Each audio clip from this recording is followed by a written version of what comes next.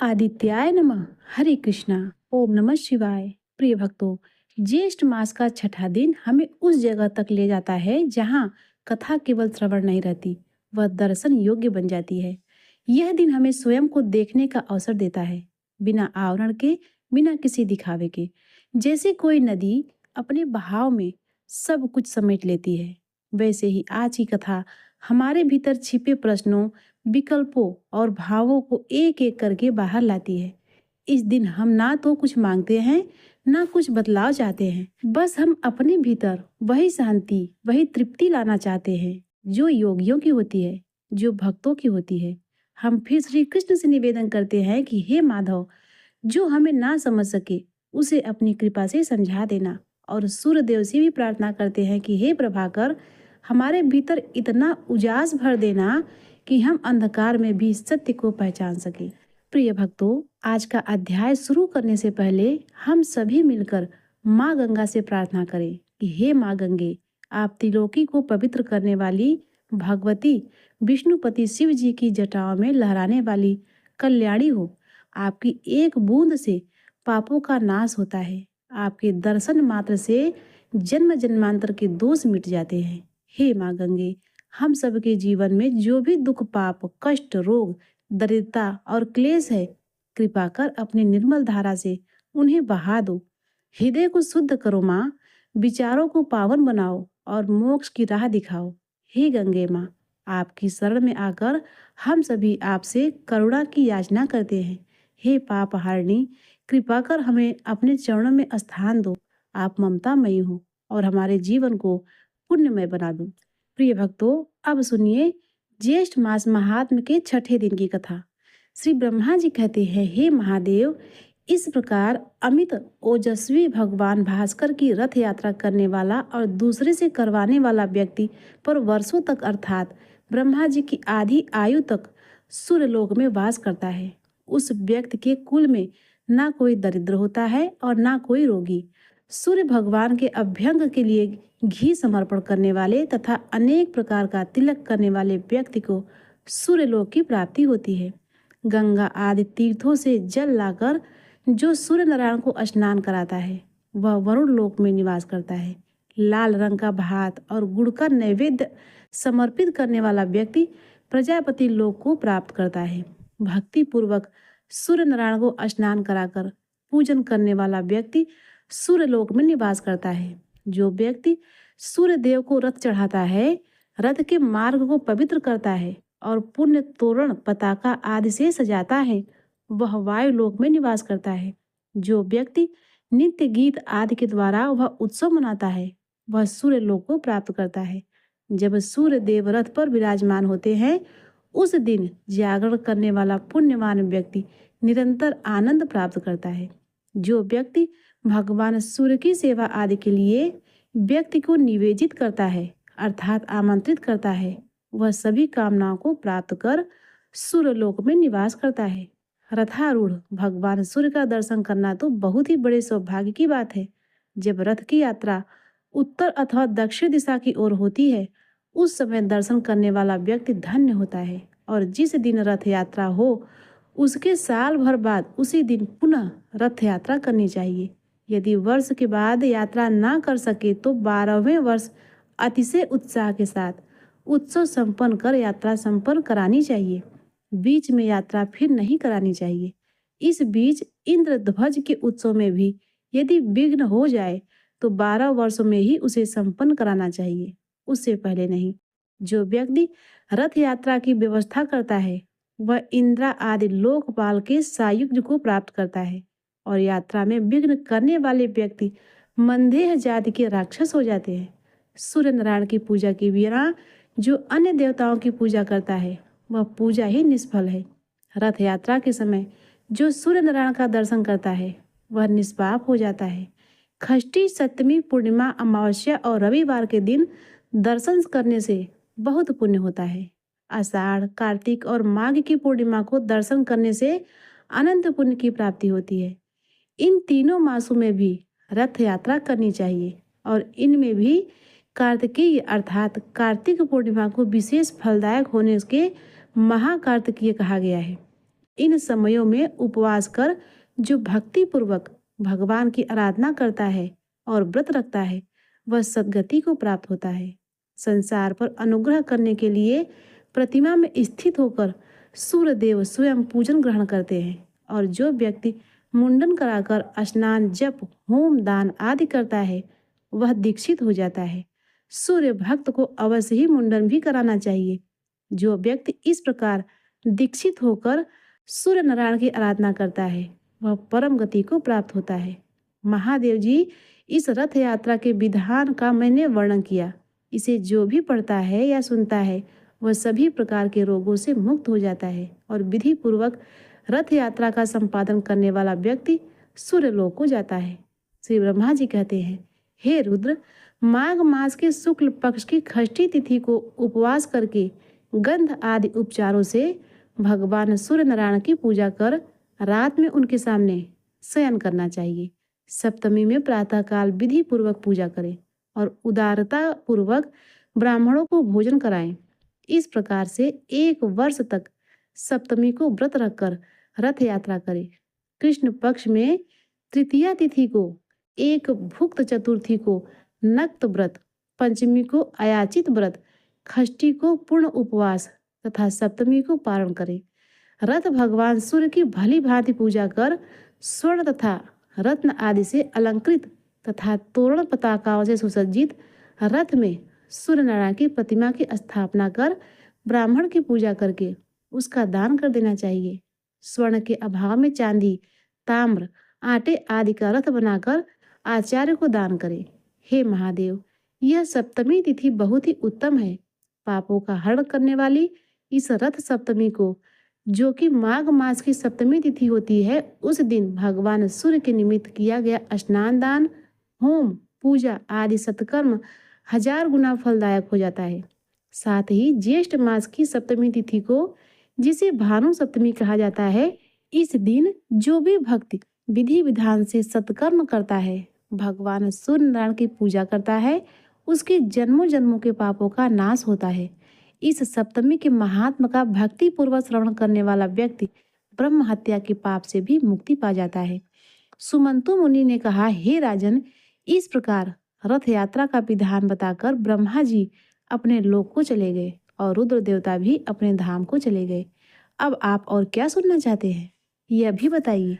राजा सतानिक कहने लगे, हे महाराज, सूर्यदेव के प्रभाव का मैं कहाँ तक वर्णन करूं, क्योंकि उन्हीं के अनुग्रह से युधिष्ठिर आदि मेरे पितामहों को सभी प्रकार का दिव्य भोजन प्रदान करने वाला अक्षय पात्र मिला था, जिससे वन में भी वे ब्राह्मणों को संतुष्ट किया करते थे। जिन भगवान सूर्य की देवता, ऋषि, सिद्ध तथा मनुष्य आदि निरंतर आराधना करते हैं तथा उन भगवान भास्कर के महात्म को अनेकों बार सुनते हैं, किंतु मुझे उनका महात्मा अनेकों बार सुनते सुनते भी तृप्ति नहीं होती। जिनसे यह संपूर्ण विश्व उत्पन्न हुआ है तथा जिनके उदय होने से ही सारा संसार चेष्टावान होता है, जिनके हाथों से लोक पूजित ब्रह्मा जी और विष्णु तथा ललाट से शंकर जी उत्पन्न हुए हैं, उनके प्रभाव का वर्णन भला कौन कर सकता है। अब मैं यह सुनना चाहता हूँ कि जिस मंत्र, स्तोत्र, दान, स्नान, जप, पूजन, होम, व्रत तथा उपवास आदि के कर्मों से भगवान सूर्य प्रसन्न होकर सभी कष्टों को निवृत्त कर देते हैं, अर्थात दूर कर देते हैं और संसार सागर से मुक्त करते हैं, आप उन्हीं उत्तम मंत्र, स्तोत्र, रहस्य विद्या, पाठ, व्रत आदि को बताइए, जिनसे भगवान सूर्य की कीर्तन हो और जिह्वा धन्य हो जाए, क्योंकि जिह्वा भी वही धन्य होती है जो भगवान सूर्य का स्तमन करती है। सूर्य की आराधना के बिना यह शरीर तो व्यर्थ है। एक बार भी सूर्य नारायण को प्रणाम करने से प्राणी का भव सागर से उद्धार हो जाता है। रत्नों का आश्रय, मेरु पर्वत आश्रयों का आश्रय, आकाश तीर्थों का आश्रय, गंगा और अन्य सभी देवताओं के आश्रय भगवान सूर्य हैं। हे मुनि, इस प्रकार अनंत गुणों वाले भगवान सूर्य के महात्म को मैंने बहुत बार सुना है। देवगण भी भगवान सूर्य की ही आराधना करते हैं, यह भी मैंने सुना है। अब मेरी यही दृढ़ संकल्प है कि संपूर्ण प्राणियों के हृदय में निवास करने वाले तथा स्मरण मात्र से समस्त पाप तापों को दूर करने वाले भगवान सूर्य की भक्ति पूर्वक उपासना कर मैं भी संसार से मुक्त हो जाऊं। प्रिय भक्तों, अब सुनिए भगवान सूर्य द्वारा योग का वर्णन और ब्रह्मा जी द्वारा दंडी को दिया गया क्रिया योग का उपदेश। सुमंतु मुनि कहते हैं, हे राजन, ऋषियों को जिस प्रकार ब्रह्मा जी ने सूर्य नारायण की आराधना के विधान का उपदेश दिया था, उसे मैं सुनाता हूँ, ध्यानपूर्वक सुनो। किसी समय ऋषियों ने ब्रह्मा जी से प्रार्थना की थी कि हे महाराज, सभी प्रकार की चित्त वृत्ति के निरोध रूपी योग को आपने कैवल्य पद देने वाला कहा है, किंतु यह योग अनेक जन्मों की कठिन साधना के द्वारा ही प्राप्त हो सकता है, क्योंकि इंद्रियों को बलात् आकृष्ट करने वाले विषय अत्यंत दुर्जय है। मन किसी प्रकार से स्थिर नहीं होता, राग द्वेष आदि द्वेष नहीं छूटे और पुरुष भी अल्प आयु होते हैं। इसीलिए योग सिद्धि का प्राप्त होना अतिशय कठिन है। अतः आप ऐसे किसी साधन का उपदेश कीजिए जिससे बिना परिश्रम के ही निस्तार हो सके। तब ब्रह्मा जी कहने लगे, मुनियों, यज्ञ पूजन नमस्कार जप व्रतोपासना और ब्राह्मण पूजन आदि से सूर्य नारायण की आराधना करना ही इसका मुख्य उपाय है। यह क्रिया योग है। मन बुद्धि कर्म दृष्टि आदि से सूर्य नारायण की आराधना में तत्पर रहे। वे ही पर ब्रह्म अक्षर सर्वव्यापी सर्वकर्ता अव्यक्त अचिंत और मोक्ष को देने वाले हैं। अतः आप उनकी आराधना कर अपने मन वांछित फल को प्राप्त करें और भव सागर से मुक्त हो जाएं। ब्रह्मा जी से यह सुनकर मुनिगण सूर्य नारायण की उपासना रूप क्रिया योग में तत्पर हो गए। हे राजन, विषयों में डूबे हुए संसार के दुखी जीवों को सुख प्रदान करने वाले सूर्य नारायण के अलावा और कोई भी नहीं है। इसीलिए उठते बैठते चलते सोते भोजन करते हुए सदा सूर्य नारायण का ही स्मरण करें। भक्ति पूर्वक उनकी आराधना में प्रवृत्त हो जाएं, जिससे जन्म मरण आदि व्याधि से युक्त इस संसार समुद्र से तुम पार हो जाओ। जो पुरुष जगत कर्ता सदा वरदान देने वाले दयालु और ग्रहों के स्वामी श्री सूर्य नारायण की शरण में जाता है, वह अवश्य ही मुक्ति प्राप्त करता है। सुमंतु मुनि ने इस प्रकार पुनः कहा, हे राजन, प्राचीन काल में दंडी को ब्रह्म हत्या लग गई थी। उस ब्रह्म हत्या के पाप को दूर करने के लिए उन्होंने बहुत दिनों तक सूर्य नारायण की आराधना और स्तुति की। उसे प्रसन्न होकर भगवान सूर्य उनके पास आए। भगवान सूर्य ने कहा, दंडी, तुम्हारी भक्ति पूर्वक की गई स्तुति से मैं अत्यंत प्रसन्न हूँ। अपना अभीष्ट वर मांगो। तब दंडी ने कहा, महाराज, आपने पधार कर मुझे दर्शन दे दिए, यही मेरे लिए बहुत बड़े सौभाग्य की बात है। यही मेरे लिए सर्वश्रेष्ठ वर भी है। पुण्यहीनों के लिए, पापियों के लिए आपका दर्शन सर्वदा दुर्लभ है। प्रभु, आप सबके हृदय में स्थित हैं, अतः आप सबका अभिप्राय भी जानते हैं। जिस प्रकार हे प्रभु मुझे ब्रह्म हत्या लगी है, उसे तो आप जानते ही हैं। हे भगवान, अब आप मुझ पर ऐसा अनुग्रह कीजिए कि मैं इस निंदित ब्रह्म हत्या से और अन्य पापों से शीघ्र मुक्त हो जाऊं, और हे सूर्य नारायण, मैं सफल मनोरथ हो जाऊं। आप संसार के उद्धार का कोई उपाय बताइए, जिसके आचरण से संसार के प्राणी सुखी हों। दंडी के इस वचन को सुनकर योगवेत्ता भगवान सूर्य ने उन्हें निर्बीज योग का उपदेश दिया, जो दुख के निवारण के लिए औषध रूप है। तब दंडी ने हाथ जोड़कर प्रार्थना करते हुए कहा, हे महाराज, यह निष्कल योग तो बहुत ही कठिन है, क्योंकि इंद्रियों को जीतना, मन को स्थिर करना, अहंकार शरीर आदि का अभिमान और ममता का त्याग करना, राग द्वेष से बचना, यह सब अतिशय कष्ट साध्य है। यह बातें कई जन्मों के अभ्यास करने से भी प्राप्त होती है। अतः आप ऐसा साधन बताइए जिससे अनायास बिना विशेष परिश्रम के ही फल की प्राप्ति हो जाए। तब भगवान सूर्यदेव कहते हैं, गणनाथ, यदि तुम्हें मुक्ति की ही इच्छा है तो समस्त क्लेशों को नष्ट करने वाले क्रिया योग को सुनो। अपने मन को मुझ में लगाओ, भक्ति में मेरा भजन करो, मेरा यजन करो, मेरा परायण हो जाओ, आत्मा को मुझ में लगा दो, मुझे नमस्कार करो, मेरी भक्ति करो, संपूर्ण ब्रह्मांड मुझे परिव्याप्त समझो। ऐसा करने से तुम्हारे संपूर्ण दोषों का विनाश हो जाएगा और तुम मुझे प्राप्त कर लोगे। भली भांति मुझ में आसक्त हो जाने पर राग लोभ आदि दोषों के नाश हो जाने से कृत्य कृत्या हो जाती है। अपने मन को स्थिर करने के लिए सोना चांदी ताम्र पाषाण काष्ठ आदि से मेरी प्रतिमा का निर्माण कराकर या चित्र की ही लिख कर विविध उपचारों से भक्ति पूर्वक उसका पूजन करो। सर्वभाव से प्रतिमा का आश्रय ग्रहण करो। चलते फिरते, भोजन करते, आगे पीछे, ऊपर नीचे उसी का ध्यान करो। उस पवित्र तीर्थों के जल में स्नान कराओ। गंध, पुष्प, वस्त्र, आभूषण, विविध नैवेद्य और जो भी पदार्थ स्वयं को प्रिय हो उन्हें अर्पण करो। इन विविध उपचारों से मेरी प्रतिमा को संतुष्ट करो। कभी गाने की इच्छा हो तो मेरी मूर्ति के आगे मेरा गुणानुवाद गाओ। सुनने की इच्छा हो तो हमारी कथा सुनो। इस प्रकार मुझ में अपने मन को अर्पण करने से तुम्हें परम पद की प्राप्ति हो जाएगी। सभी कर्म मुझ में अर्पण कर दो। डरने की कोई बात नहीं। मुझ में मन लगाओ। जो कुछ करो मेरे लिए करो। ऐसा करने से तुम ब्रह्म हत्या आदि सभी पापों दोषों से शीघ्र मुक्त हो जाओगे। इसीलिए तुम इस क्रिया योग आश्रय ग्रहण करो। सूर्य भगवान की बात सुनकर दंडी बोले, हे महाराज, इस अमृत रूप क्रिया योग को आप विस्तार से कहिए, क्योंकि आपके बिना कोई भी इसे बतलाने में समर्थ नहीं है। यह अत्यंत गोपनीय और पवित्र है। तब भगवान सूर्यदेव कहने लगे, तुम चिंता मत करो। इस संपूर्ण क्रिया योग का ब्रह्मा जी तुम ही को विस्तार पूर्वक उपदेश करेंगे और मेरी कृपा से तुम इसे ग्रहण करोगे। इतना कहकर तीनों लोकों के दीप स्वरूप भगवान सूर्य अंतर्ध्यान हो गए और दंडी भी ब्रह्मा जी के धाम को चले गए।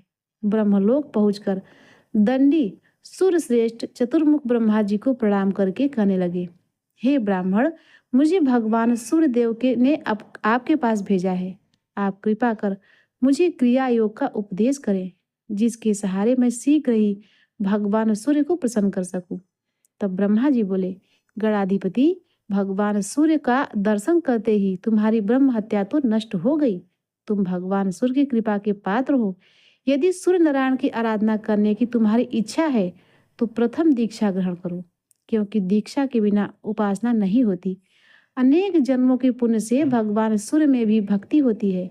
जो पुरुष भगवान सूर्य से द्वेष रखता है, ब्राह्मण तथा वेदों की निंदा करता है, उसे अवश्य ही अधम पुरुष से उत्पन्न समझो।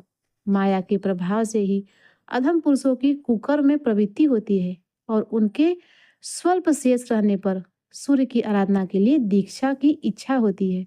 इस भव सागर में डूबने वाले पुरुषों का हाथ पकड़कर उद्धार करने वाले एकमात्र भगवान सूर्य ही है। इसीलिए तुम दीक्षा ग्रहण कर भगवान सूर्य में तन्मय होकर उनकी उपासना करो।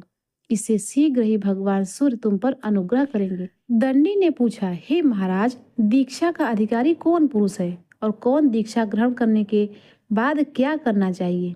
कृपया आप इसे भी बताइए। तब श्री ब्रह्मा जी कहने लगे, दंडी, दीक्षा ग्रहण की इच्छा वाले व्यक्ति को मन, वचन और कर्म से हिंसा नहीं करनी चाहिए। सूर्य भगवान में भक्ति करनी चाहिए। दीक्षित ब्राह्मणों को सदा नमस्कार करना चाहिए। किसी से द्रोह नहीं करना चाहिए और सभी प्राणियों को सूर्य के रूप में समझना चाहिए। देव, मनुष्य, पशु, पक्षी, चींटी, वृक्ष, पाषाण आदि जगत के सभी पदार्थों और आत्मा को सूर्य के भिन्न न समझकर मन, वचन और कर्म से जीवों में पाप बुद्धि नहीं करनी चाहिए। ऐसा ही पुरुष दीक्षा का अधिकारी होता है। जो गति सूर्य नारायण की आराधना से प्राप्त होती है वह न तो तप से मिलती है और न बहुत दक्षिणा वाले यज्ञों के करने से ही। सभी प्रकार से जो भगवान सूर्य का भक्त है वह धन्य है। उस सूर्य भक्त के अनेक कुलों का उद्धार हो जाता है। जो अपने हृदय प्रदेश में भगवान सूर्य की अर्चना करता है वह निष्पाप होकर सूर्य लोक को प्राप्त होता है। सूर्य का मंदिर बनाने वाला अपनी 7 पीढ़ियों को सूर्य लोक में निवास कराता है और जितने वर्षों तक उस मंदिर में पूजा होती है उतने 1000 वर्षों तक सूर्य लोक में आनंद का भोग करता है। निष्काम भाव से सूर्य की उपासना करने वाला व्यक्ति मुक्ति को प्राप्त करता है। जो उत्तम लेप, सुंदर पुष्प, अतिशय सुगंधित धूप प्रतिदिन सूर्य नारायण को अर्पित करता है वह यज्ञ के फल को प्राप्त करता है। यज्ञ में बहुत सामग्रियों की अपेक्षा रहती है, इसीलिए मनुष्य यज्ञ नहीं कर सकते, परंतु भक्ति पूर्वक दुर्वा से भी सूर्य नारायण की पूजा से यज्ञ करने से भी अधिक फल की प्राप्ति हो जाती है। इसीलिए हे दंडी, गंध, पुष्प, धूप, वस्त्र, आभूषण तथा विविध प्रकार के नैवेद्य जो भी प्राप्त हो सके और जो तुम्हें प्रिय हो उन्हें भक्ति पूर्वक सूर्य नारायण को निवेदित करो। तीर्थों के जल, दही, दूध, घी, शक्कर और शहद से उन्हें स्नान कराओ। गीत, वाद्य, नृत्य, स्तुति, ब्राह्मण भोजन, हवन आदि से भगवान को प्रसन्न करो, किंतु सभी भुजाएं भक्ति पूर्वक और विश्वास के साथ होनी चाहिए। मैंने भगवान सूर्य की आराधना करके ही सृष्टि की है। विष्णु उनके अनुग्रह से ही जगत का पालन करते हैं और रुद्र ने उनकी प्रसन्नता से ही इस सृष्टि की संहार शक्ति प्राप्त की है। ऋषिगण भी उनकी ही कृपा प्रसाद को प्राप्त कर मंत्रों को साक्षात्कार करने में समर्थ होते हैं। इसलिए हे दंडी, तुम भी पूजन, व्रत, उपवास आदि से वर्ष पर्यंत भगवान सूर्य की आराधना करो, जिससे सभी क्लेश दूर हो जाएंगे और तुम शांति प्राप्त करोगे। हरे कृष्णा। प्रिय भक्तों, आज के अध्याय में बस इतना ही। अब सुनिए श्री सूर्य नारायण चालीसा का पाठ। श्री रवि हरत हो घोरतम, अगणित किरण पसारे, वंदन करूं तब चरणन में, अर्घ देव जलधार। सकल सृष्टि के स्वामी हो, सचराचर के नाथ, निस दिन होत तुमसे ही होवत संध्या प्रभात। जय भगवान सूर्य तमहारी, जय खगेश दिनकर शुभकारी। तुम हो सृष्टि के नेत्र स्वरूपा, त्रिगुणधारी त्रिवेद स्वरूपा। तुम ही कर्ता पालक संहारक, भुवन चतुर्दश के संचालक। सुंदर वदन चतुर्भुजधारी, रश्मि रथी तुम गगन बिहारी। चक्र शंख अरु श्वेत कमलधर, वर मुद्रा सोहत दोनों कर। शीस मुकुट कुंडल गलमाला, चारु तिलक तब भाल विशाला। सप्त अश्वरथ अति द्रुतगामी, अरुण सारथी गति अभिरामी। रक्त वर्ण आभूषण धारक, अति प्रिय तो होए लाल पदारथ। सर्वात्मक कहें तुम्हें ऋग्वेदा, मित्र कहें तुमको सब वेदा। पंचदेवों में पूजे जाते, मन वांछित फल साधक पाते। द्वादश नाम जाप उद्धारक, रोग शोक अरु कष्ट निवारक। माँ कुंती तब ध्यान लगायो, दान वीर सूत कर्ण सो पायो। राजा युधिष्ठिर तब जस गायो, अक्षत पात्र वो वन में पायो। शस्त्र त्याग अर्जुन घबरायो, वन आदित्य हृदय से पायो। विंध्याचल तब मार्ग में आयो, हाहाकार तिमिर से छायो। मुनि अगस्त गिरि गर्भ मिटायो, निज तब बल से विंध्य नवायो। मुनि अगस्त तब महिमा गाई, सुमिरन भय विजय रघुराई। तो है बिरोक मधुर फल जाना, मुख में लीन नहीं तो है हनुमाना। तब नंदन शनिदेव कहावे, पवन के सुत शनि पीर मिटावे। यज्ञ व्रत स्तुति तुम्हारी की, भेंट शुक्ल यजुर्वेद की दीन। सूर्यमुखी खरतर रूपा, कृष्ण सुदर्शन भानु स्वरूपा। नमन तो है ओमकार स्वरूपा, नमन आत्म अतुल स्वरूपा। दिग दिगंत तब तेज प्रकाशे, उज्ज्वल रूप तुम्ही आकाशे। 10 दिक्पाल करत तब सुमिरन, अंजन नित्य करत है अर्पण। त्रिविताप हरता तुम भगवन, ज्ञान ज्योति करता तुम भगवन। सफल बनावे तब आराधन, गायत्री जप सरल है साधन। संध्या त्रिकाल करत जो कोई, पावे कृपा सदा तब वो ही। चित शांति सूर्याष्टक देव, व्याधि उपाधि सब हर लेवे। अष्टदल कमल यंत्र शुभकारी, पूजा उपासना तब सुखकारी। माघ मास शुद्ध सप्तमी पावन, आरंभ हो तब शुभ व्रत पालन। भानु सप्तमी मंगलकारी, भक्तिदायनी दोषणहारी। रविवासर जो तुमको ध्यावे, पुत्र आदि सुख वैभव पावे। पाप रूपी पर्वत के विनाशी, ब्रज रूप तुम हो अविनाशी। राहु आन तब ग्रास बनावे, ग्रहण सूर्य तो को लग जावे। धर्म दान तब करते साधक, मिटत राहु तब पीड़ा बाधक। सूर्य देव तब कृपा कीजिए, दीर्घ आयु बल बुद्धि दीजिए। सूर्य उपासना कर नित ध्यावे, कुष्ठ रोग से मुक्ति पावे। दक्षिण दिशा तोरी गति जावे, दक्षिणायन वो ही कहलावे।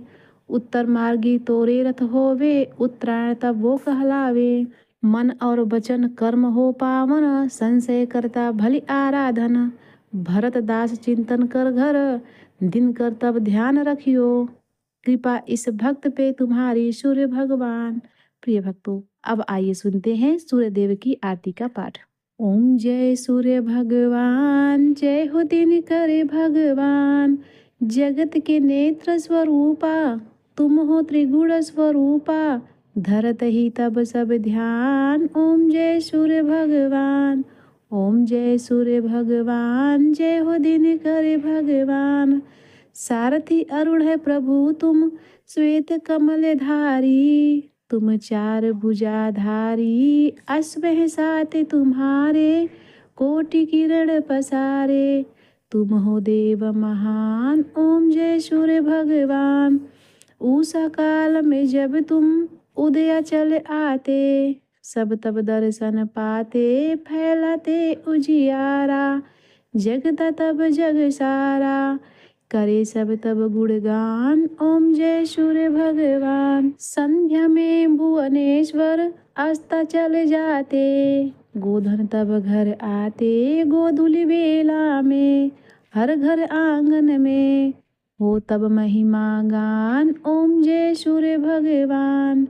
देव दनुज नर नारी, ऋषि मुनिवर भजते, आदित्य हृदय जपते, स्त्रोत ये मंगलकारी। इसकी है रचना न्यारी, दे नव जीवन दान। ओम जय सूर्य भगवान। तुम हो त्रिकाल रचयिता, तुम जग के आधार। महिमा तब अपरंपार, प्राणों का सिंचन करके, भक्तों को अपने देते, बल बुद्धि और ज्ञान। ओम जय सूर्य भगवान।